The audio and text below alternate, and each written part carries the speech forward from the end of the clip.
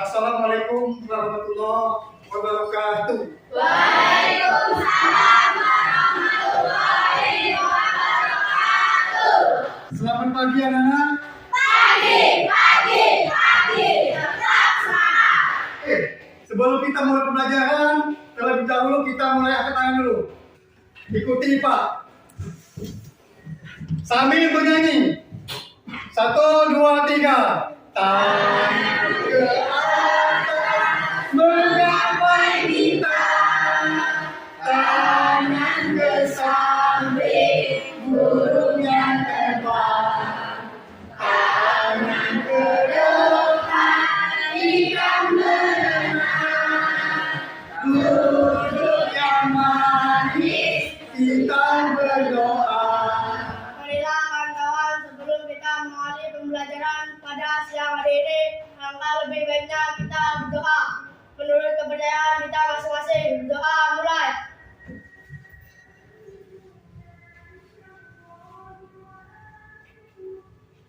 Doa selesai.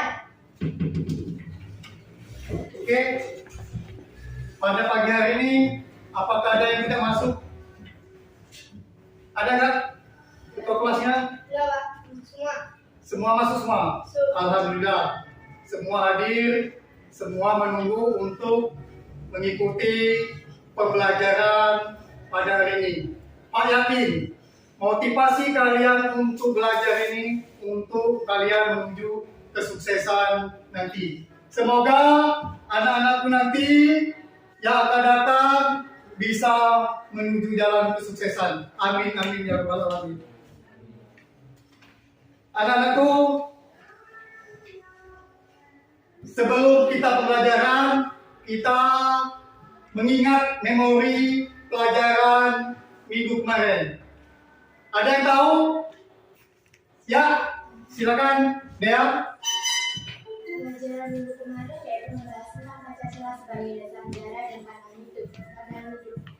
Pancasila sebagai way of life yaitu sebagai pedoman hidup, pandangan dunia ataupun pendiri hidup. Ya, tepuk tangan untuk Dea. Itulah pada pembelajaran kemarin sudah dipaparkan oleh teman kalian berkenaan dengan Pancasila sebagai dasar negara, sebagai pandangan hidup bangsa Indonesia. Oke anak-anakku, kalian boleh lihat di video tersebut.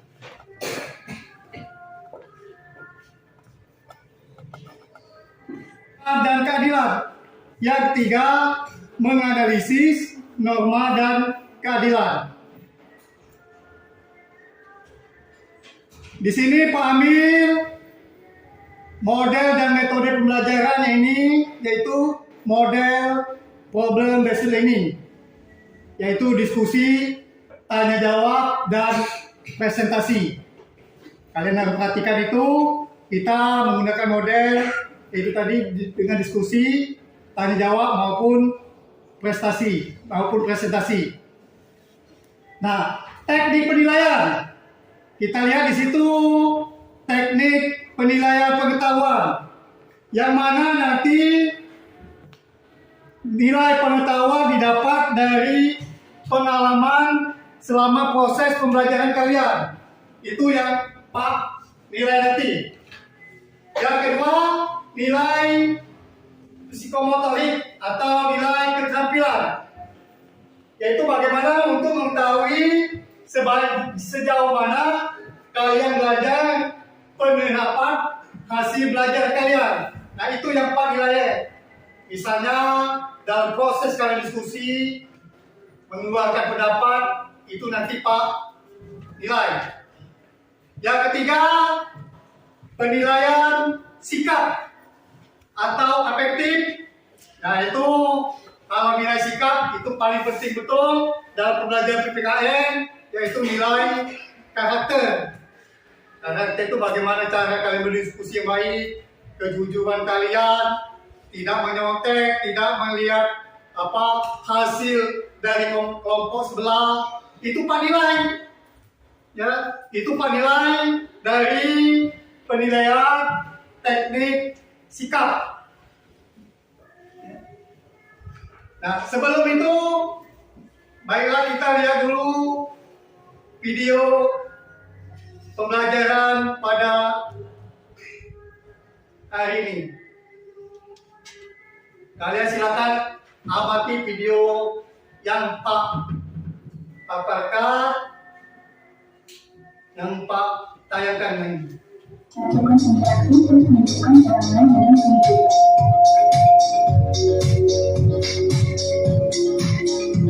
Masyarakat Indonesia yang kaya akan budaya mampu disertai dengan adanya norma yang ada di dalamnya. Norma diperlukan untuk membolehkan dan menjaga tatanan kehidupan bersama yang harmonis. Sekarang menjadi pertanyaan, tahukah kamu apa norma itu? Norma adalah seperangkat peraturan atau kaidah-kaidah yang menjadi pedoman atau petunjuk hidup manusia dalam bertentang waktu di dunia. Berikutnya yaitu sering tolong menolong. Namun yang belum dibahas yaitu norma keselamatan. Kalian tadi sudah mengamati, sudah melihat atau sudah menonton tentang norma-norma yang ada di dalam masyarakat, bahkan bagi lingkungan sekolah kita. Nah, kalian belum pahami atau kalian belum mengerti? Silakan. Ya, Dea. Apakah menganiaya atau membunuh termasuk dalam norma hukum? Apa? Apakah menganiaya atau membunuh termasuk dalam norma hukum? Wah, bagus sekali pertanyaannya.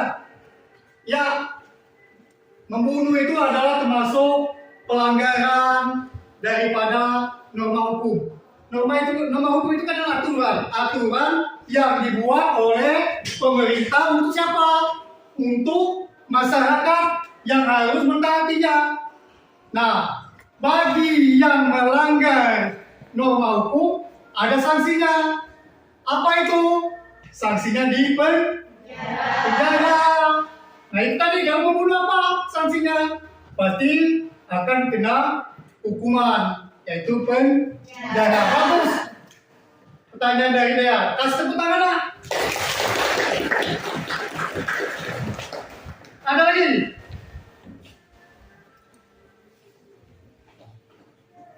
Gak ada lagi.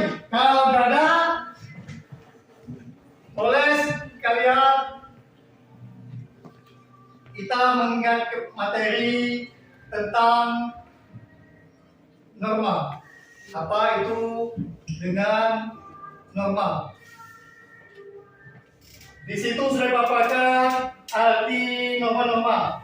Pengertian norma adalah aturan yang ada di masyarakat yang mengatur kehidupan manusia dan mempengaruhi tingkah laku dalam masyarakat. Jadi aturan itu harus ditaati oleh masyarakat. Itu pengertian daripada norma. Jadi macam-macam norma atau jenis-jenis norma dalam masyarakat. Yang pertama adalah norma kesopanan atau biasa dikenal dengan norma adab. Yang kedua, norma kesusilaan dan juga disebut norma moral. Yang ketiga adalah norma hukum. Yang keempat adalah norma agama. Nah, apa yang dikatakan dengan norma kesopanan? Norma kesopanan atau adat adalah norma ini juga dikenal dengan norma sosial. Artinya, norma yang berasal dari kebiasaan atau sekelompok orang atau masyarakat yang dianggap baik. Apa sanksinya? Bagi yang melanggar norma kesopanan, sanksinya akan dicemooh atau dicerca oleh masyarakat. Yang kedua, norma kesusilaan disebut juga dengan norma moral. Nah, norma apa itu? Norma yang berasal dari hati nurani manusia atau bisikan kalbu. Bisikan kalbu kan di sini ya. Di sini apa perut? Budi. Bisikan kalbu di perut apa nih? Hati. Jadi. Hati yang berisi pertimbangan baik dan buruk. Apa sanksinya bila melanggar? Perasaan takut, resah, gelisah. Contohnya kalau kita maling, itu hati nurani kita berkata, wah, takut ketahuan. Nah, itu termasuk adalah norma kesusilaan. Sanksinya nanti apa? Nanti sanksinya ini gelisah, merasa dikejar-kejar. Kalau kita maling, padahal ya orang nggak apa-apa. Kadang-kadang kita takut, wah ini kok takut. Kadang kita maling punya orang tersebut. Padahal orang tersebut nggak tahu bahwa umpama si Rizky maling di situ.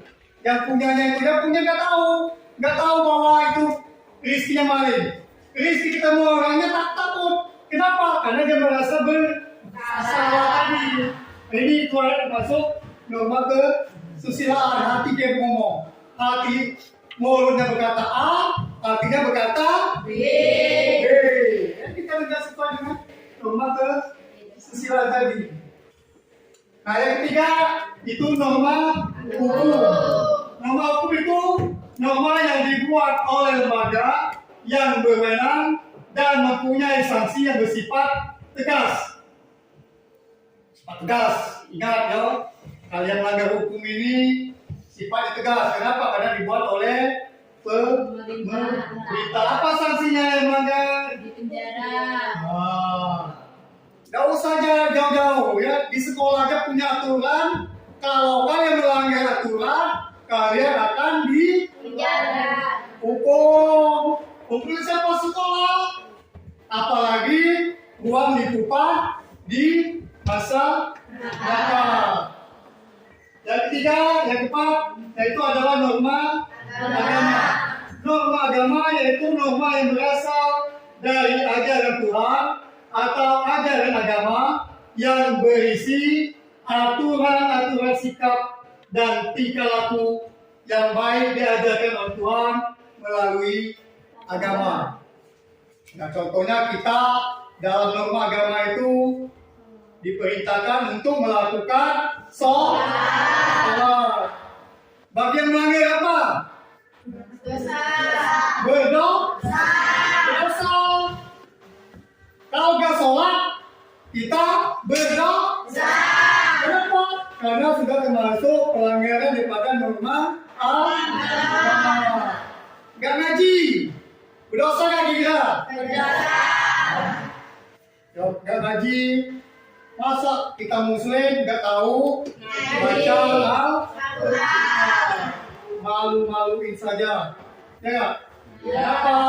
Karena kita mau sholat itu harus kita bisa mengenal Al-Quran. Nah, ini tadi sudah sanksi bagi yang melanggar norma, yaitu norma kesopanan. Di situ lihat apabila melanggar norma kesopanan. Nah, itu banyak. Ya. Yang pertama, diasihkan, dicemooh, dicaci, dicela, dikucilkan, dicap jelek oleh masa.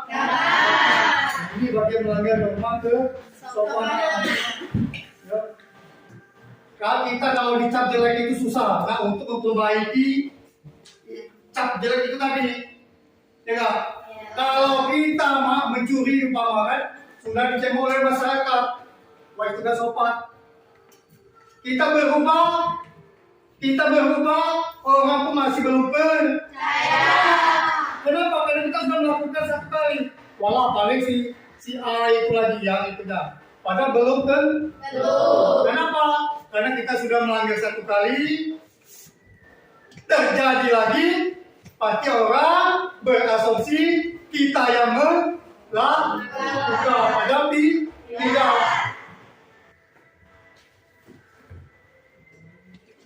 Yang kedua, sanksi bagi yang melanggar norma kesusilaan. Ini bila melanggar tadi sudah Pak jelaskan di muka tadi, perasaan takut, takut, resah, gelisah, merasa dikejar-kejar, atau merasa bersalah.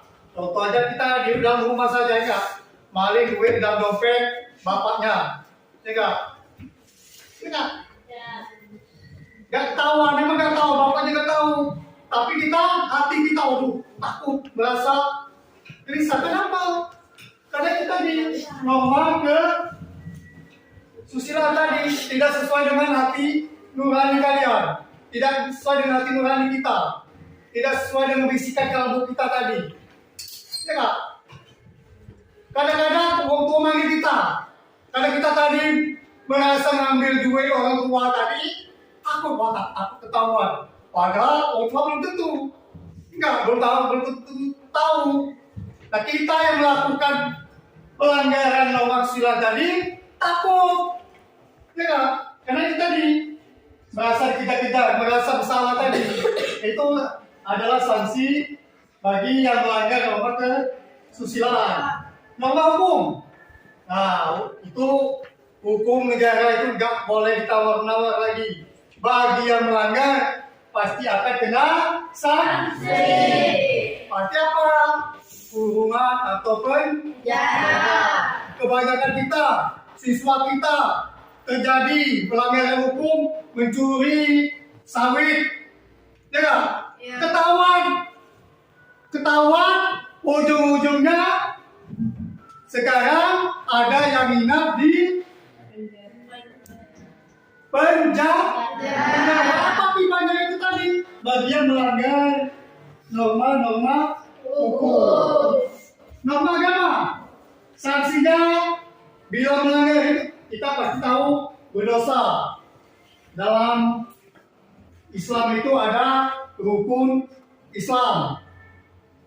Apa yang pertama? Syahadat. Kedua apa? Salat. Nah, salat itu termasuk ada perintah, termasuk ada norma agama. Bukan agama Muslim saja, anak. Itu berlaku juga agama yang non-Muslim, agama Kristen, agama Buddha, agama Konghucu, agama Hindu. Itu berlaku. Bagian melanggar berdosa. Berdosa, jangan coba-coba kita melanggar norma agama apa? Kenapa disiksa di yaumil akhir nanti? Bagi yang melanggar norma hukum.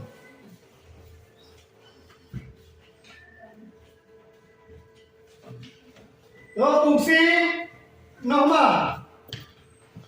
Fungsi norma yang pertama untuk memastikan terciptanya kehidupan masyarakat yang lebih aman dan tertib. Kita tahu adanya fungsi norma ini untuk memastikan terciptanya kehidupan masyarakat yang lebih aman dan tertib. Adanya norma untuk biar aman dan tertib. Yang kedua, untuk mengatur perbuatan masyarakat agar sesuai dengan nilai-nilai yang berlaku. Yang ketiga, agar dapat mencegah adanya benturan kepentingan antar masyarakat. Nah, kalau tidak ada norma, akan terjadi benturan atau ribut antara masyarakat. Ada norma yang benturan, apalagi tidak ada norma. Karena ada norma itu meminimalisir benturan tersebut. Yang keempat, untuk membantu masyarakat dalam mencapai tujuan atau kesepakatan bersama. Adanya norma itu biar kita membantu masyarakat menuju kesepakatan bersama. Contohnya dalam masyarakat kita itu, ayo setiap minggu kita gotong royong. Kalau satu nggak mau, yang satu nggak mau, nggak bisa terjadi. Yang kelima, digunakan sebagai petunjuk atau pedoman. Oke, anak. Tadi sudah paparkan pembelajaran tadi ini Pak sudah membagikan kelompok-kelompok untuk berdiskusi. Pak sudah menyiapkan LKPD. Nanti kalian kerjakan, berdiskusi antar kelompok kalian. Nanti kalian saat masing-masing kelompok akan presentasi. Nanti Pak menilai masing-masing kelompok. Yang mengerti boleh kalian bertanya sama Pak. Silakan bagikan ini LKPD yang Pak kasihkan, kerjakan, diskusikan di kelompok kalian masing-masing.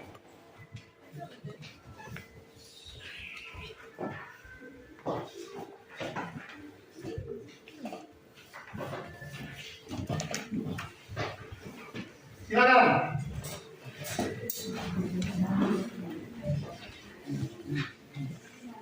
Di situ ada petunjuk, ya, ada petunjuk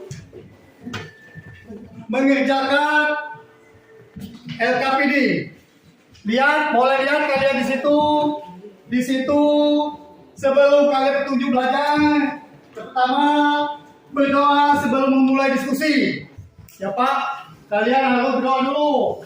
Yang kedua, cermatilah tujuan pembelajaran. Yang ketiga, pahamilah materi norma-norma yang berlaku dalam kehidupan di sekolah dan masyarakat.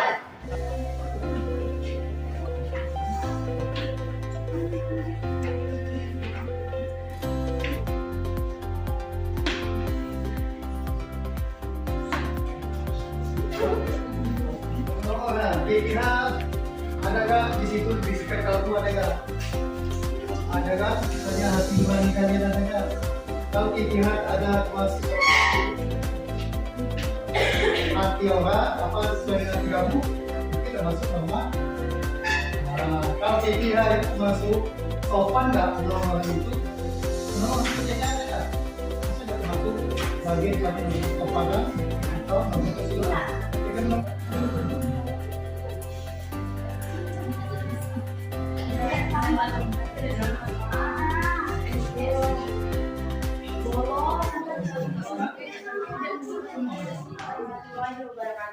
Waalaikumsalam warahmatullahi wabarakatuh. Perkenalkan, nama saya Lydia Agustin dan ini Santika, dan di samping saya ada namanya Meita Sari, dan Dinda, dan Angga, dan Rio, dan Wahyu. Kami dari kelas 7 ingin mempresentasikan hasil kerjasama kami, yaitu kami dari kelompok 1 dan akan dijelaskan oleh Santika bernama Sari. Penerapan norma-norma dan keadilan. Norma kesopanan di lingkungan sekolah. Seluruh lapisan warga sekolah menggunakan pakaian sopan sesuai aturan sekolah. Siswa mengerjakan pekerjaan rumah yang diberikan sesuai jadwal. Seluruh lapisan warga sekolah tidak memberi contoh buruk dengan tidak datang terlambat ke sekolah. Norma kesopanan di lingkungan masyarakat. Melalui pada kumpulan aturan dan tindakan yang diharapkan oleh masyarakat dan berinteraksi masyarakat dalam berinteraksi secara sopan dan menghormati orang lain, mencakup perilaku dan tata krama yang dianggap pantas dan sopan dalam berbagai situasi sosial. Norma kesusilaan di lingkungan sekolah, menghormati semua guru dan orang yang lebih tua dari kita, membantu teman yang kesulitan, tidak berkelahi dengan teman, tidak membeda-bedakan teman. Norma kesusilaan di lingkungan masyarakat, membantu orang lain dengan sukarela tanpa pamrih, tidak mengambil barang milik orang lain tanpa izin, tidak memotong pembicaraan orang lain, menjaga kebersihan lingkungan. Norma hukum di lingkungan sekolah, tidak terlambat datang ke sekolah, memakai seragam dengan rapi dan atribut lengkap, menghormati guru, tidak berbuat gegantang di kelas, mengikuti pembelajaran dengan tertib. Norma hukum di lingkungan masyarakat, berkata dan berperilaku jujur dalam lingkungan masyarakat, selalu bersikap sopan saat bertemu dengan orang yang dikenal atau orang asing, mengunjung tata krama yang berlaku di setiap wilayah yang dikunjungi. Norma agama bersikap jujur kepada teman dan orang yang ada di lingkungan sekolah, tidak mencuri barang milik orang lain, menjaga fasilitas dan kebersihan lingkungan sekolah karena pembersihan lingkungan sekolah.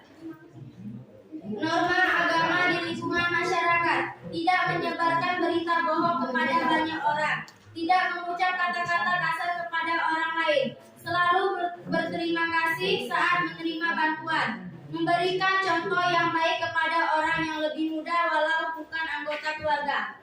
Sekian dari saya, terima kasih. Wassalamualaikum warahmatullahi wabarakatuh. Waalaikumsalam warahmatullahi wabarakatuh.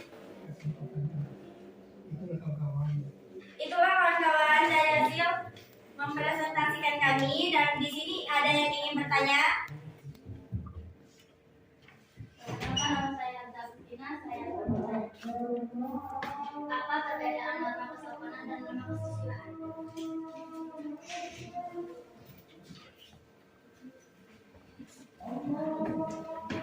Norma kesopanan, seluruh lapisan warga sekolah menggunakan pakaian sopan sesuai aturan sekolah.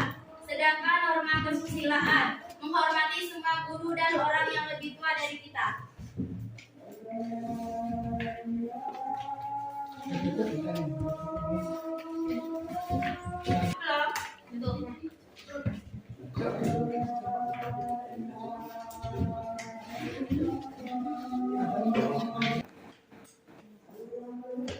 Di sini ada yang ingin bertanya lagi?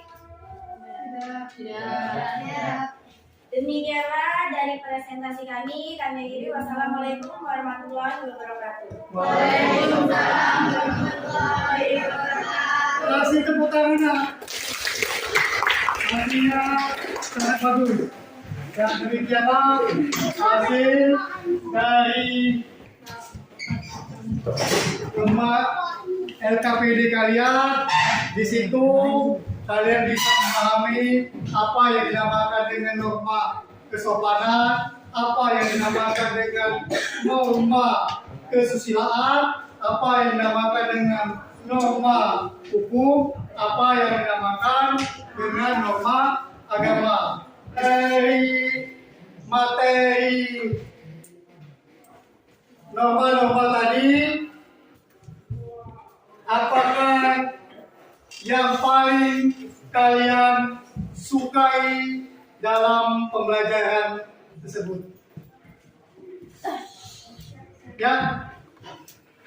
Dalam pembelajaran pada pagi hari ini, kita semua dapat mengerti apa itu tentang arti norma kesusilaan, kesopanan, agama maupun norma hukum. Ya, bagus sekali. Tepuk tangan.